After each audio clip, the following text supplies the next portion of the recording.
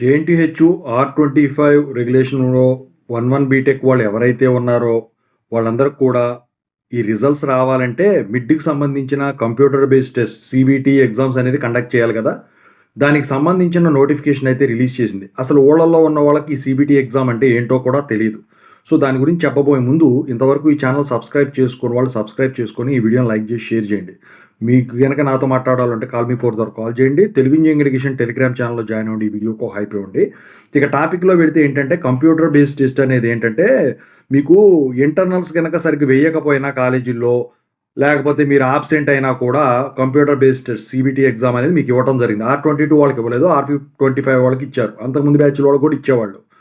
So, ఇది రాసుకుంటే మీకు బెస్ట్ మార్క్సు మీకు మిడ్ మార్కుల కింద ఉంచుతారనమాట. ఇది సీబీటీ ఎగ్జామ్స్ అనేవి మీకు జనవరి 22, 2026 నుంచి మొదలవుతాయన్నమాట. అయితే దీనికి రిజిస్ట్రేషన్స్ వచ్చేసరికి 5th జనవరి 2026 నుంచి అవైలబిలిటీలోకి వస్తాయి.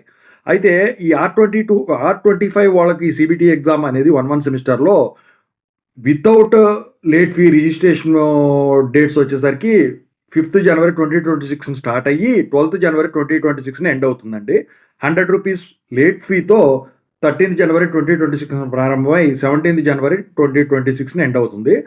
ఇక ₹1000 ఫైన్‌తో వచ్చేసరికి 18th జనవరి 2026 నుంచి 19th జనవరి 2026 ఎండ్ అవుతుందన్నమాట. అయితే ఇక్కడ నేను ఒకటే చెప్తున్నాను. ఏంటంటే మీరు మిడ్ మార్కులు గనక తగ్గినట్టయితే ఖచ్చితంగా అయితే దీనికి అప్లై చేయండి. 30 కంప్యూటర్ ఆన్‌లైన్ బిట్స్ ఉంటాయండి. అవి రాయటమే మీరు. ఓకేనా ఇది.